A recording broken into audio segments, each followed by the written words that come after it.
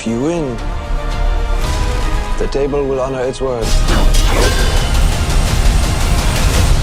It is John Wick Chapter 4 day. I have gone to see it with my special guest today who's going to talk to me about this movie, filmmaker Dave Srock. How are you?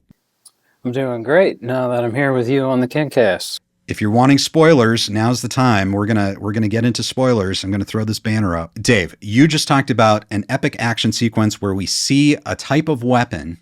Tell us all about that. There's a pretty significant nunchuck sequence with John Wick that I thoroughly enjoyed. I don't believe we've seen him really go to town with some nunchucks yet, and it just felt like a great homage to Bruce Lee, or, you know, it's just such a classic weapon that I feel like every time people see, they kind of have a laugh about, either because of Ninja Turtles or, you know, Bruce Lee or something. But not only did he use it, he used it well.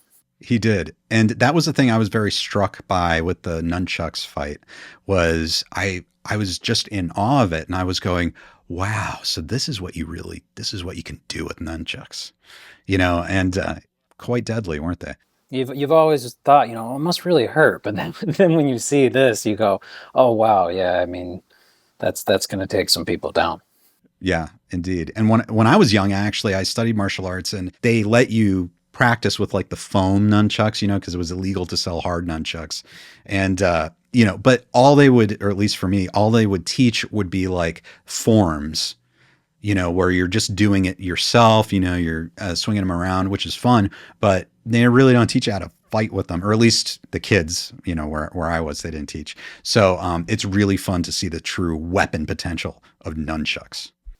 It was great too, because he would do a little bit of pistol work in between, and then he would just kind of dangle them over his shoulder or neck. So it would kind of almost tell you while you're watching it too, like, we're not done with these yet. These are still going to keep getting used for another couple minutes. Well, let's take that as an opportunity to talk about all these set pieces. This is part of the first major set piece of this movie. Well, there's one in the desert, you know, that's like a little appetizer, but then this is like just an incredible set piece. What really stuck out to you about this entire set piece? This is the hotel, the other hotel, run by Akira's father, and I'll pull up his name while you're talking about it. But what struck you about this entire sequence?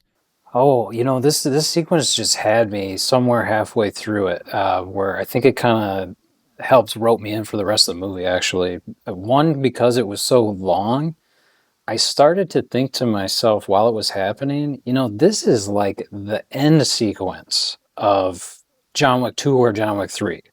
Like, we're getting the size of the finale for the beginning of this movie. And even some of the plot points they were doing felt like they were end of the movie kind of things. But you knew that we still had so much more to go after that kept me so intrigued, just of like, wow, we are setting up a lot and getting through a lot right now. Like, we're just getting to it. We're not going to drag it out. And where it's going to go from here, I don't know, because like I said, it felt almost like the ending. Like if it was a lesser written movie, that was the ending. My jaw dropped, I think, when I realized just how long this was going on, and it wasn't ending. It just kept on going. And I just absolutely loved the production design. There's a lot of like European influence and Asian influence. Each place has its own unique feel. You feel like you're in a unique setting that's almost specifically designed for this fight, you know, which it was. As a filmmaker and editor, I kept watching these scenes in amazement, because in the background, they would incorporate on-set lights that would like pulse. I'm like, is that like an editing nightmare? Because they'd have to like cut where, you know, it's not mid-pulse, you know, and I just can't imagine how tricky that was. Maybe everything was choreographed. I don't know. Did you think that at all? You know, the strobing lights for me just felt like they've had those in all of the previous John Wick movies, like the constant just rooms where like crazy lights are and doing random things. So it's almost like when they walk into a room now, it feels like they're just like, yeah, we're doing this. You know, this is what we do. This is how this is how we build these sets, and this is how we make this movie and world look. So it honestly just makes me smile, because they don't shy away at all from what they're trying to do or give you ever. Yeah, the G&E team are having having a lot of fun in this movie, that's for sure. So we have this entire sequence really in this hotel, and it really sets up these personal stakes that John Wick has put all his friends in danger. The movie basically opens with the Continental being blasted to the ground. We have Lance Reddick's character gets killed right off the bat. John Wick has really caused trouble for everyone. And that character of Akira, I think she's younger, but she seems to be the only one that vocalizes directly to John Wick how much danger he's put everyone in, and she's not happy about that. And he gets people killed, including her father, which is a major plot thread that we don't get back to till the end. Really, can you talk about like the personal stakes and even Donnie Yen's character? Yeah, so one of the things I loved about the introduction of Donnie Yen and her father's character was that they established that they knew John Wick and that they respected him. And it wasn't just, I respect this guy, so I can't wait to kill him, like the previous movies, where like, oh, it's going to be an honor to kill the great John Wick. These guys were actually like, I don't want to kill John Wick. I've always loved John Wick. He was a brother to me. So I'm going to actually either go against the high table or I'm going to stay with them and make a decision based on whatever keeps me or my family alive, and that's it. So it felt like the stakes were way higher because they actually loved him and respected him, even though they kind of had to either fight with him or against him.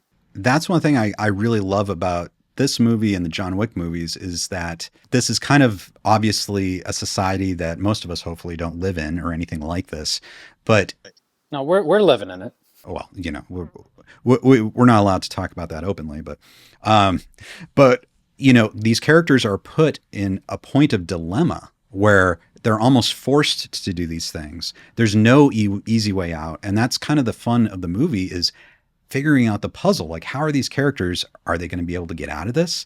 Are they going to be able to break free of the threats against themselves and their family and do what they would want to do? And I don't know. I think that's really an interesting aspect of the John Wick movies. Yeah. And I also am just kind of a sucker anytime there's like a big showdown that's going to happen and the two rivalries are basically saying like, I don't want to do this, but we got to do it. So we're doing it. It just feels like a classic trope that always adds a little extra level of seriousness to it. How would you say this movie stacks up to just action movies or martial arts movies in general? I mean, I'm sitting there today watching it, and part of me says, like, this is just a masterclass in how to do an action movie. Like, I honestly, I could throw this question out to you right now. Is this the best action series of all time? Like, each movie is incredible. I know it's early to say, like, and there's still more I know there's going to be a TV show and stuff, so there's still more. We're going to blow up this world more, I'm sure. But is this the best action series of all time? I'm serious. Like every other action series has a movie that's kind of a clunker probably. I'm sure there's something I'm not thinking of that is all good across the board, but these are all phenomenal across the board. Right. That's a wonderful question. And I think it very well could be the greatest action series of all time for a few reasons. The first is not just the action sequences, just the action itself, which is fantastic. But then you add to that the production design and the level of choreography and thought put into the space of the production design and the way the fights interact with the sets, the theme, the production, how they look, how the lighting lights the action sequences. That's just a level of coordination that I don't think we see normally. And then on top of that, the characters, I mean, the characters aren't necessarily the deepest characters you find in any movie, but they're exactly what they should be for this movie. And they're played by such great actors. And I don't know, to me, it's like the quality of the acting, the quality of the look, the cinematography, the production design, and the choreography working all together. Has there been another movie series that has all those? I don't think that, or if they do, they have at least one movie where you go, well, the story was kind of whatever in that one. The Parabellum knife fight is my favorite John Wick fight of all the John Wick movies, at least before going into this one. But I'll say you're going to get plenty of knife action still. The nunchucks are only a brief part. So, but I agree that Parabellum knife fight is probably that was the standout fight for me until this movie. And everything's a weapon in this movie. I mean, there's that sequence where cars are weapons. I mean, when he's like running through the Arc de Triomphe, everyone's coming after John Wick. He's trying to get to the duel that he needs to get to in order to get freedom. And everyone, all the assassins are coming after him, and they're coming after him with cars. You know, there's normal traffic, but there are assassins using cars, and everyone's getting hit and trying to dodge cars. I mean, it's sort of the same way. It's like a car fight. It's basically, let's have a massive fight in the middle of a fast-moving traffic jam and see what happens to all the bodies through it. You know, the first thing I think about that scene as well is we have a new character called Nobody, or he calls himself Nobody, and he has a very influential dog, or at least the dog's very influential in these fights. And can you talk a little bit about that character and his dog compatriot? Yeah, that was a character that I actually really enjoyed all the way through the movie. He was basically another random assassin who was trying to scoop the money up for knocking off John Wick, which has been going on for a lot of the other movies already. But instead of just kind of making him some random other villain to come in, they gave him some nice depth in what he was doing and what games he was trying to play within the world. I thought made his character really stand out as just not a throwaway villain. Like, it was like, oh, this is a good little extra side boss almost for John to deal with. But the fact that he had a dog, I really enjoyed that, because dogs have been a part of this whole series. And now it was like, hey, why don't we give one of the villains a dog finally and have him go to town with that? Right. You know, like you said, the dog component, I was so distracted by, of course, everything happening in the movie and the way he was using the dog in these fights and how good the dog was. And he had like a special command for the dog, like nuts, for the dog to go for people's nuts. That towards the end of the movie, when you hit that crucial scene where John Wick decides to shoot the guy who's about to shoot the dog, and you go, oh, how brilliant that is. Like, oh, yes, he cares so much about the dogs, you know, of course. And I don't know, is it weird to say I didn't think of that coming because I was so preoccupied with the movie, but I thought it was kind of nice. Right. It's almost like the way the script is reminding you, like, we've always loved dogs in these movies. If you forgot, like, don't forget, this started because of John Wick's dog. Yes. Okay, so let's talk about, you know, a hero is only as good as his villains. And we know that Nobody was an antagonist, you know, but maybe not totally bad, obviously, you know, by the end of the movie. Everyone's just out to make money, right? Except we've got the Marquis, played by Bill Skarsgård, right? And as you were talking, I mean, he's had quite a flourishing career lately. You know, he played It, you know, among other roles very memorably. What did you think of his character and then also his performance as this character? I thought he was great. I thought he did a nice job as I don't want to say more sleazy, but, you know, the more elegant villain who's maybe sitting behind a desk more than some of the others. But I mean, I felt like just him and Donnie Yen, every scene they were in, both of them were just trying to chew up the scenery as much as they could, and they were pulling it off. So it was a lot of fun. Yeah. It was an interesting choice of a villain this time because he was younger and he was kind of weak. He might have had some skills, but he always depended upon his goons to cause mayhem. And at least to me, I always thought of him as like inferior to John Wick and the heroes. Like the only thing he had was status and a love for like aristocracy, and he had all that too. But yeah, I thought the movie did a good job of, even though he was kind of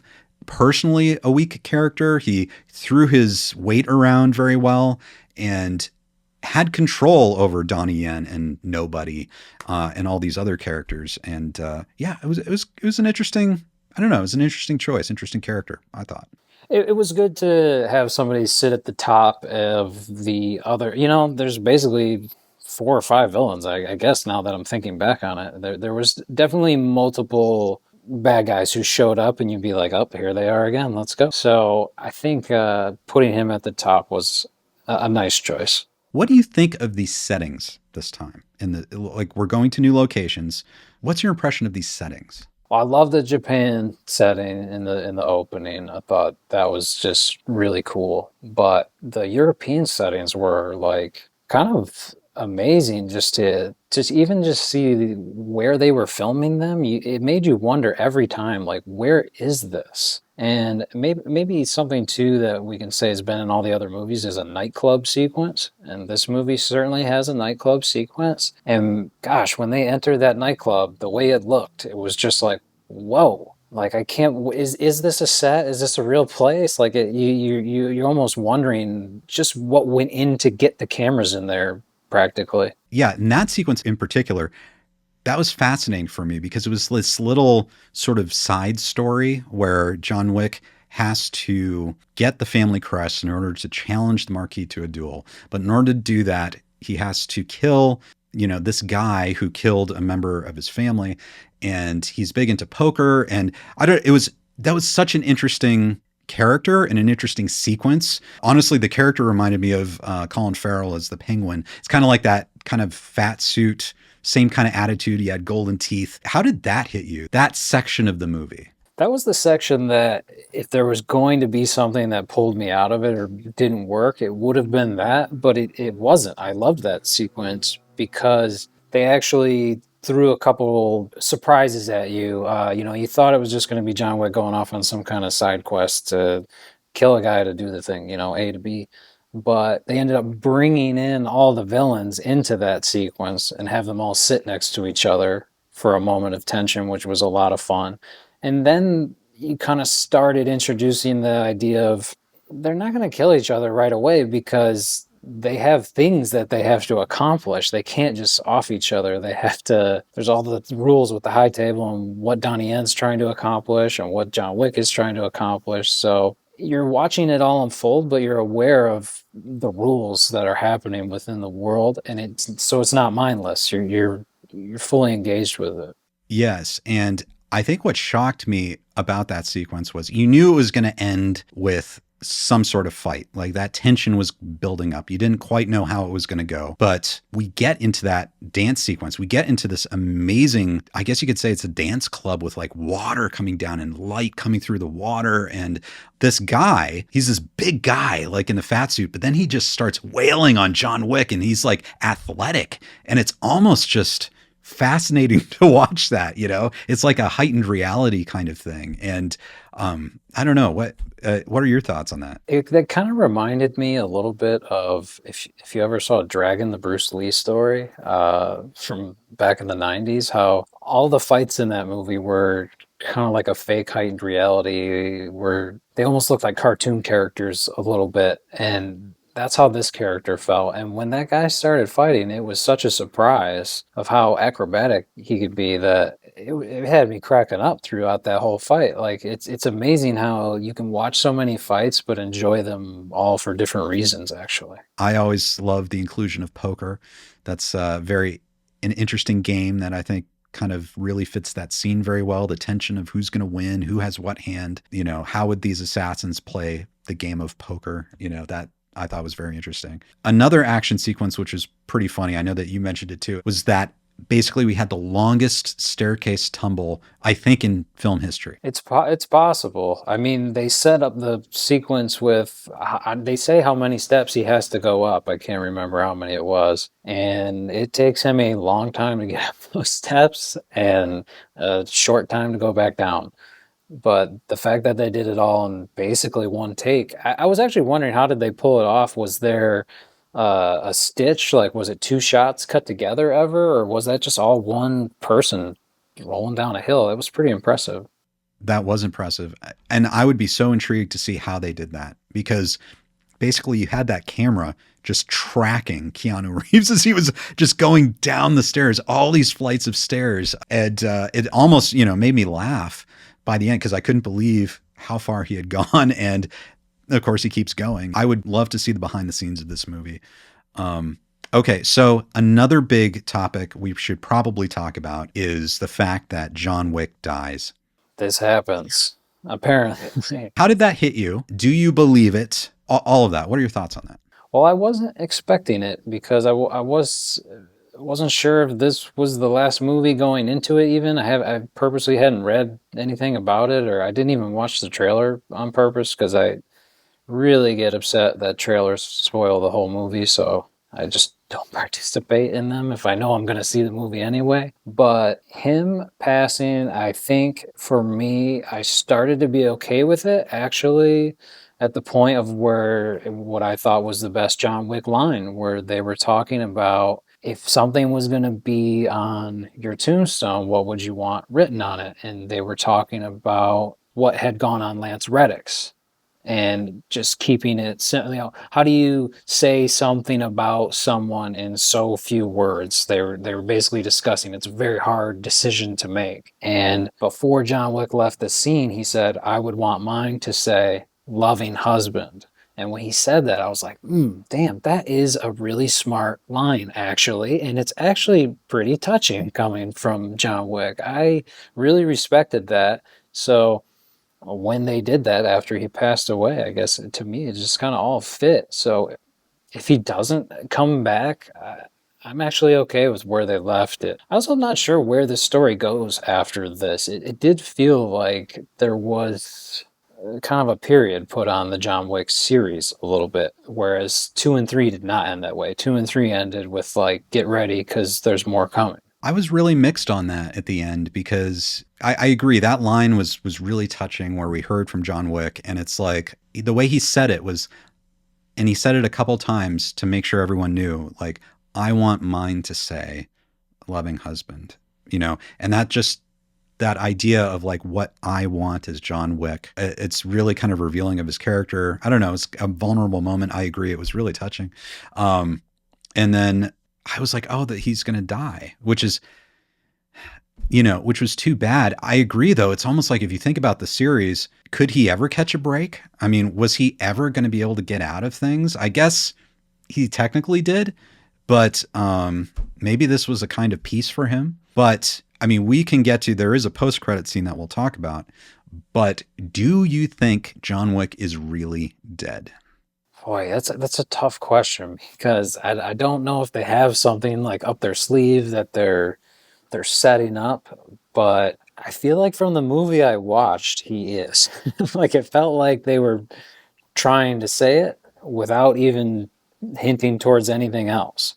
And if that happened to be his official death scene, I thought it was done fairly well, actually. And I think there was something to, we'd have to see it again, but partially of him passing had something to do with him helping save Donnie Yen's daughter as well. There was something in the deal that went down. I don't remember what the line that they said was, but they said something out loud that kind of tipped that they knew that they were both doing a plan. They had a plan together, if you know what I'm talking about. And of course, that was the after credits scene.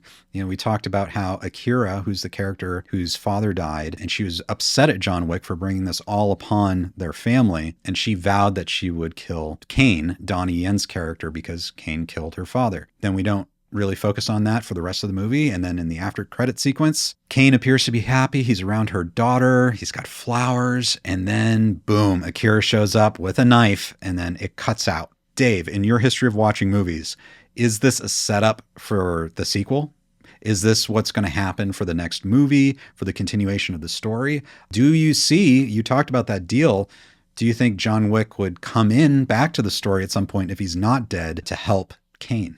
That's what I'm hoping. I'm hoping that there was a faking of the death or something so that he can make further appearances. But it does seem like they're setting up Donnie Yen to certainly continue his story, which I'm all for. I really enjoyed him. And I don't know if we've discussed, too, the fact that his name is Kane, he's blind, and he fights with his cane. Yes. Pretty amazing. I mean, they get it. They know what they're doing. They're just like, yeah, this is what we're doing. Yeah, and we didn't even circle back to his character. You're right. And he does all this. He's blind. Apparently, he willingly gave his eyes to the table at some point, which, gosh, that sucks for him, because then the Marquis pressed him back into service. That is really, really too bad for his character. A bit of tragedy there. But I hope that John Wick is not really dead. I think it makes sense for him to fake his death, because that way, hopefully, he's off everyone's radar and he could actually live in peace. That's what makes me think it's possible he's not. Just because even if the high table says you're cool now, you're free of whatever we cared about, somebody's coming for him. Somebody's mad about something. Like there's no way he could just live quietly. But as you said, if they decide to end it there, if Keanu Reeves has kind of decided that maybe he's done 4 really solid movies and he wants to move on, that I think that's a very fair final way for him to go out. It was, yeah. So it's I guess we're only not sure because of the way content is today with universes and streaming shows and all kinds of expansions. So I have heard that I believe he's going to show up in the Continental TV show, but I think that's a prequel. I think I could be wrong. Don't quote me on that, but yeah, I'm curious about this Continental TV show, because obviously the Continental was destroyed at the beginning of this movie, but they promised to rebuild it at the end. So I guess it could be a prequel. It could be a sequel. That would be fascinating. I'd love some scenes too. If we see John Wick again, I'd love some scenes where we could see him enjoying life a little bit too. Yeah. Where he at least gets some peace for a while, some measure of peace.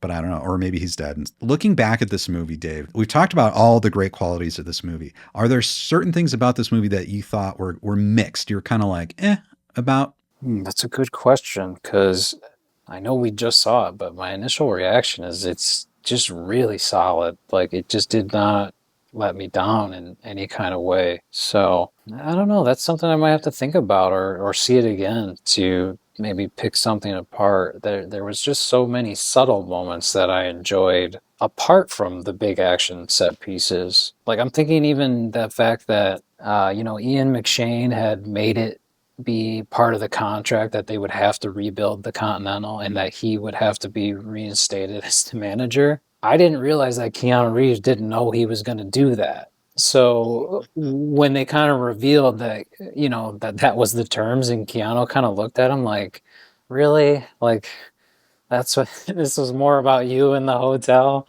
And he kind of looks at him like, hey, what do you expect? That's what I do. I'm the hotel guy. So no, I don't have anything that I'm coming to mind. Is there anything for you?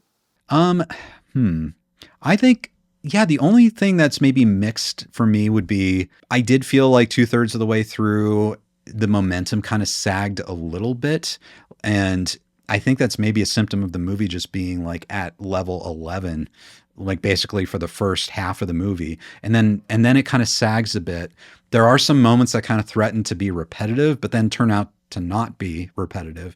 But again, it's really hard to knock it, because it's like by the time you get through those and get to the end of the movie, it all makes sense and it all recovers so nicely. And, it's just, I think that's it. I think that's the only thing I could say that's mixed, and I don't think it's really significant. Yeah, and that's probably something you could have said about the previous two, at any point too, if you just weren't in the mood to watch an action movie. Maybe like at a certain point, yeah, it's going on 11 for 2 hours. You might drift out for a second or two, but you teased me with this thought that there was this sequence, like a few minutes, that you just thought was fantastic, like innovations, things you hadn't seen before. What was that? So there's a sequence, it's maybe 3/4 of the way through the movie, and they've introduced these guns that the villains are going to use to shoot John Wick that have like explosive fire rounds in them. Because one thing we accept in the world of John Wick is that if everybody's wearing bulletproof suits and all they got to do is throw up an arm and they'll be all right. But during the sequence where the people have those guns, there is a moment where the camera basically lifts up from the floor on a crane and then looks straight down on this apartment complex. It's kind of similar to, there's a sequence in Minority Report, actually, the Steven Spielberg movie, where you're drifting over from room to room, just looking straight down. And the camera does not cut through that entire sequence, and you are watching John Wick light people up with these explosive fire rounds. and I couldn't figure out were some of the people CGI, because I couldn't figure out how they were throwing the bodies around and making them explode with this fire. And it was so impressive and went for so long. And it kind of felt almost like a nod to video games in a way, a little bit. So it was just a really fun sequence that was so well done that just made me smile through that whole whatever couple minutes they were doing that top down shot and those explosive rounds. That had me going, holy crap. I totally agree with you, and that's the sequence I had in mind too. Like there are things in this movie I think that were very innovative, not only for the series but also for action movies in general. And like you said, that kind of view's been done before, but for this type of movie and the transition from this going from like ground level fighting to like going up and above and looking straight down like on the grid of the rooms. And you're right, John Wick becomes like a video game character, and you're watching him like take out these guys with this flaming weapon. Just so much fun. And you can tell that they really were just so creative in how they came up with these action sequences. So many action movies and series, and I know you probably notice this too, just rely on doing things the way they've been done forever, and they really don't put much effort or imagination into how they're going to do things. Or maybe they'll just cover things very with like shaky cam and do quick cuts, and you really don't get a sense of space. And one of the things I love about John Wick is you have an absolute sense of space, that the sense of space is crucial to the success of each of these fight scenes. And you really have a sense of the geography of where these people are and what's happening to them. And there's just such amazing tension there. And this sequence I thought really stood out too. I thought it was absolutely phenomenal. Yeah, I thought one thing I enjoyed about it too is it is a one shot basically, but we've seen so many one shots recently in movies. I mean, 1917 that's the whole movie basically.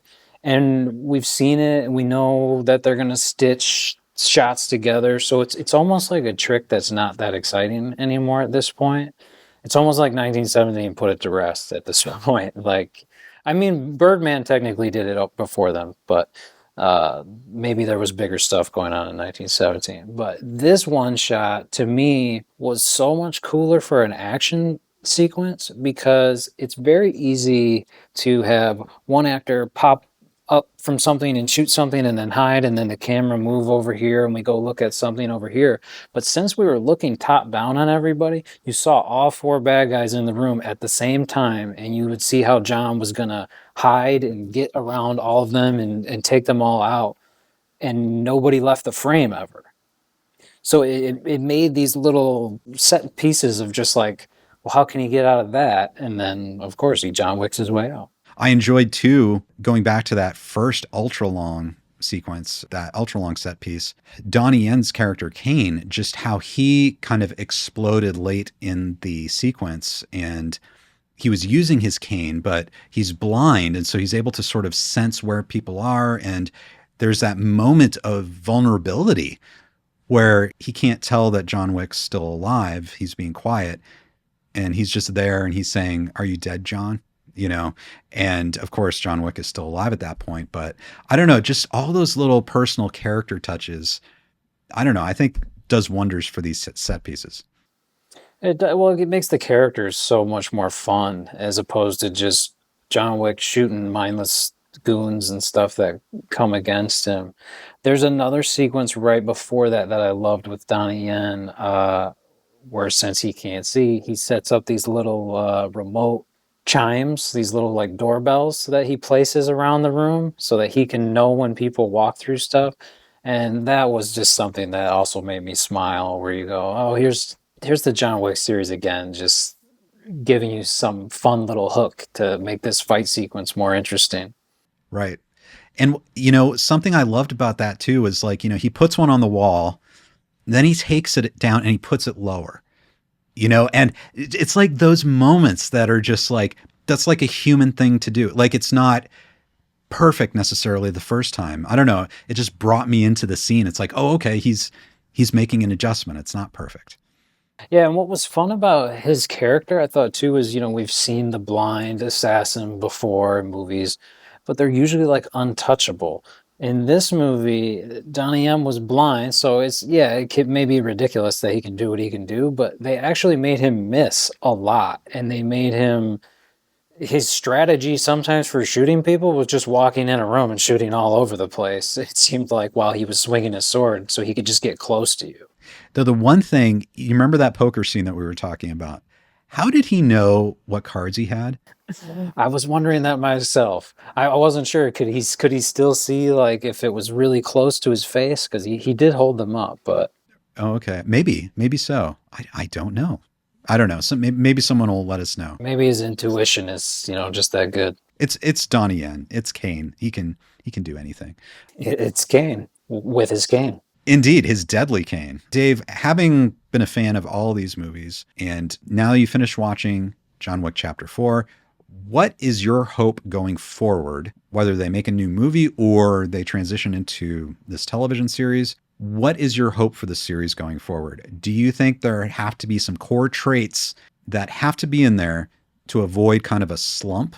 Or do you think it's got fertile ground to run? Okay, one thing I think that it has to continue, and that's going to be tricky if they do it on a TV show because money is a factor and time is a factor when you're making movies.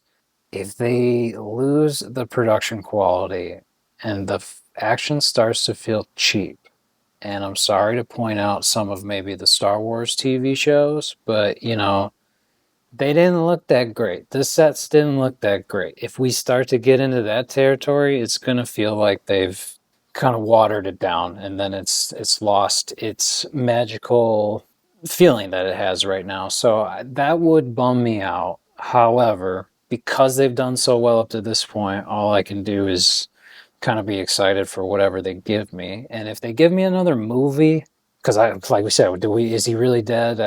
Is this the end of the movies? We don't know. I'd be okay with this being the last movie. If they're gonna do another one, I'm gonna do the same thing I did for Toy Story 4. I didn't think that Toy Story 4 needed to happen, but then when I saw it, I loved it, and I was totally cool with it. So same with the John Wick. You've already earned my trust. If you make a fifth one and it's great, I'll love it, and I won't say it should have ended. I agree with you. I think as long as a lot of the same people are associated with the TV series or the next movie that understand what makes it so special, you're right. If some of these elements are lost, we talked about how great the production design is, how great the choreography is, and how imaginative it is, how great the cinematography is, the acting.